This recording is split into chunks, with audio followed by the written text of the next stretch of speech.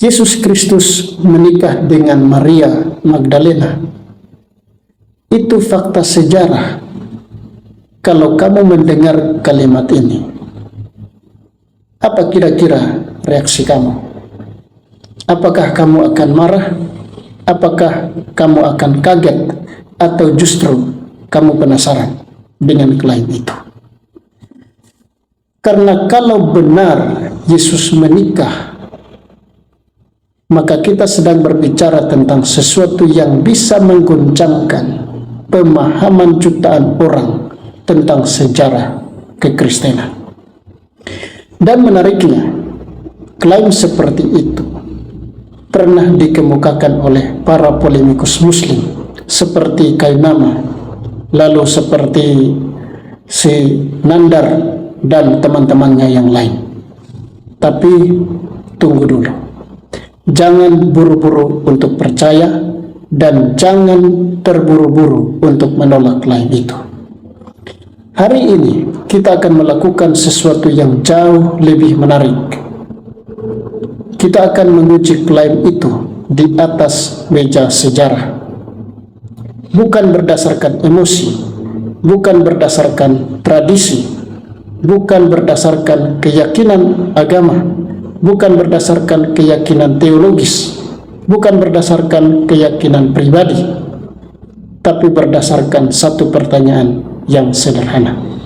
Dan pertanyaannya adalah, apakah benar ada bukti sejarah yang membuktikan bahwa Yesus menikah dengan Maria Magdalena? Sekarang bayangkan kalau kamu adalah seorang sejarawan.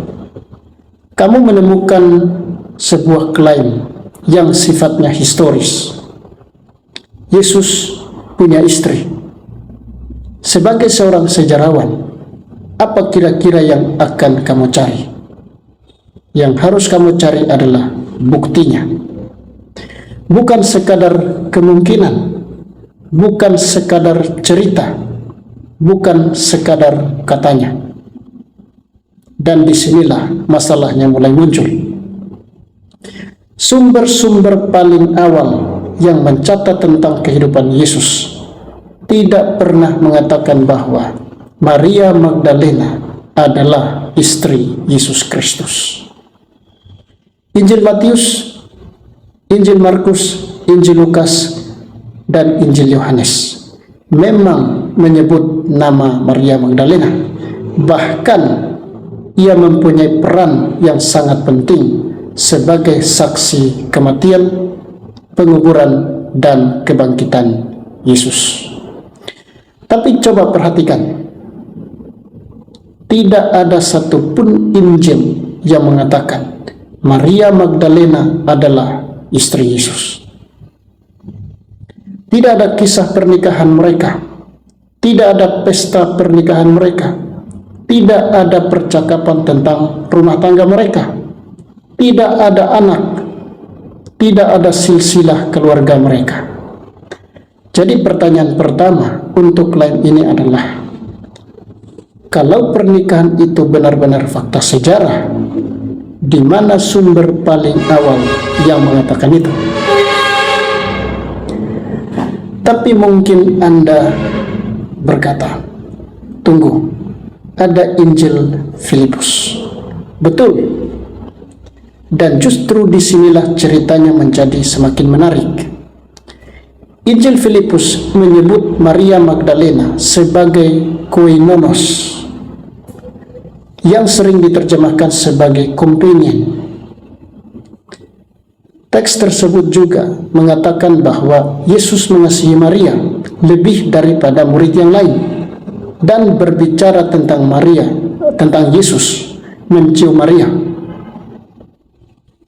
Nah, kalau kamu membaca sekilas, kamu mungkin langsung berpikir, Yesus pasti menikah dengan Maria Magdalena.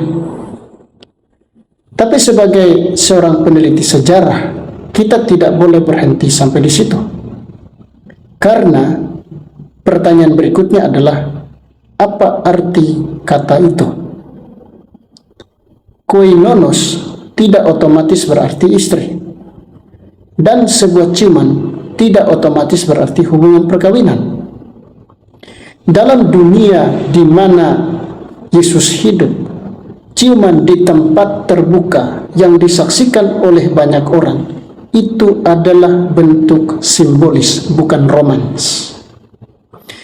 Jadi kita tidak boleh mengambil satu kata, memberinya arti yang seperti yang kita inginkan, kemudian menggunakannya sebagai bukti untuk sesuatu yang kita anggap sebagai fakta. Dan sekarang kita memberikan pukulan yang lebih bertenaga, lebih keras. Tanggal dan sumbernya, Injil Filipus bukan catatan saksi mata kehidupan Yesus. Teks itu berasal dari tradisi yang muncul 3 abad kemudian setelah kematian Yesus. Artinya, teks ini sangat penting untuk mempelajari pemikiran komunitas tertentu pada masa 3 abad kemudian setelah kematian Yesus. Tetapi tidak otomatis menjadi laporan sejarah langsung tentang kehidupan Yesus. Sederhananya seperti ini. Sebuah dokumen yang muncul jauh setelah peristiwa dapat memberitahu kita bahwa ada sebuah tradisi yang pernah berkembang, tetapi belum tentu membuktikan bahwa peristiwa yang diceritakan dalam tradisi itu benar. Jadi, Injil Filipus membuktikan adanya tradisi tentang hubungan khusus Yesus dengan Maria, tetapi tidak membuktikan bahwa mereka menikah. Lalu muncul lagi satu klaim atau satu dokumen. Dokumen itu namanya adalah Gospel of Jesus Wife. Ini bahkan klaimnya lebih heboh. Fragmen papirus koptik pernah menggemparkan dunia karena memuat ungkapan yang diterjemahkan sebagai my wife atau istriku.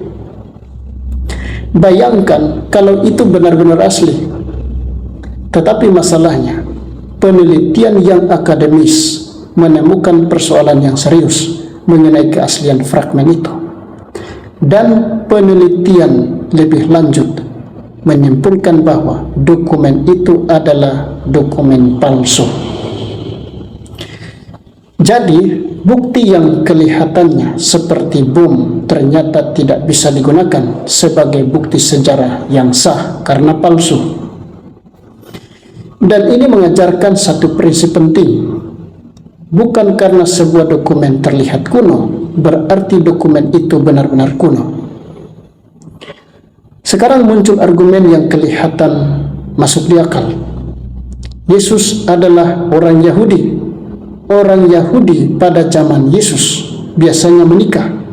Jadi Yesus pasti menikah. Tunggu dulu, ini terdengar logis, masuk di akal. Tapi sebenarnya ada lompatan logika yang sangat jauh. Bahwa sesuatu itu umum tidak berarti setiap individu pasti melakukannya. Banyak orang Yahudi menikah, tetapi kita tetap membutuhkan bukti mengenai Yesus secara khusus. Karena ada orang-orang Yahudi yang juga tidak menikah, misalnya orang-orang SNI. Dan bahkan kalau kita berhasil membuktikan bahwa Yesus menikah, kita masih mempunyai pertanyaan berikut yang jauh lebih sulit. Dengan siapa Yesus menikah? Disinilah klaim itu, Yesus menikah dengan Maria Magdalena, membutuhkan bukti tambahan yang sampai hari ini tidak pernah tersedia, tidak pernah ada. Maka sekarang kita kembali kepada apa yang disampaikan oleh Kainama dan kawan-kawannya. Apakah boleh mengatakan bahwa Yesus mungkin menikah? Boleh saja.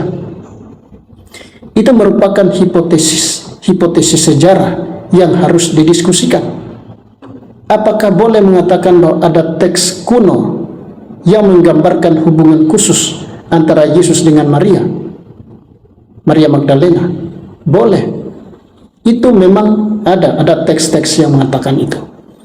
Tapi apakah kita boleh melompat dari sana menjadi Yesus menikah dengan Maria Magdalena adalah fakta sejarah? Nah, disinilah masalah akademisnya. Bukti yang tersedia tidak cukup kuat untuk mendukung tingkat kepastiannya. Sebuah hipotesis tidak boleh dipromosikan sebagai fakta hanya karena hipotesis itu menarik. Jadi, mari kita lakukan cek fakta terakhir. Apakah Maria Magdalena adalah tokoh sejarah? Ya. Apakah Maria Magdalena adalah pengikut Yesus? Ya. Apakah ada teks di kemudian hari yang menggambarkan hubungan khusus antara Yesus dengan Maria Magdalena? Ya. Apakah ada sumber abad pertama yang mengatakan Maria Magdalena adalah istri Yesus? Tidak ada sama sekali. Apakah ada bukti sejarah yang cukup untuk memastikan Yesus menikah dengan Maria Magdalena? Tidak ada. Dan karena itu, kalimat Yesus menikah dengan Maria Magdalena adalah fakta sejarah, tidak boleh dipresentasikan sebagai fakta sejarah yang pasti. Dan inilah yang sering dilupakan dalam perdebatan sejarah. Ketiadaan bukti bukan otomatis bukti bahwa sesuatu tidak pernah terjadi. Tetapi ketiadaan bukti juga tidak boleh diubah menjadi bukti bahwa sesuatu pasti pernah terjadi. Kita boleh membuka kemungkinan. Kita boleh mengajukan hipotesis. Kita bahkan boleh berdebat. Tetapi ketika seseorang menggunakan kata fakta, standar pembuktiannya mulai berubah. Jadi, kalau Anda mendengar klaim Yesus menikah dengan Maria Magdalena, itu adalah fakta sejarah. Jangan hanya bertanya, menarik atau tidak. Tapi tanyakan, mana buktinya? Siapa sumbernya? Kapan sumber itu ditulis? Apakah sumbernya dekat dengan peristiwa? Dan apakah sumber itu benar-benar mengatakan bahwa Yesus menikah dengan Maria Magdalena? Karena pada akhirnya, sejarah bukan permainan siapa yang memiliki cerita paling spektakuler. Sejarah adalah disiplin untuk membedakan apa yang kita tahu, apa yang mungkin, dan apa yang belum terbukti.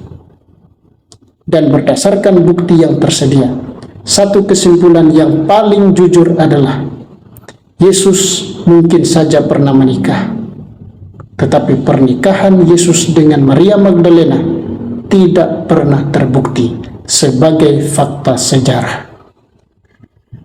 Jadi, sebelum percaya pada klaim besar itu, jangan terpukau oleh klaimnya, periksa buktinya. Selamat siang, Tuhan Yesus memberkati. Pakai akal sehat.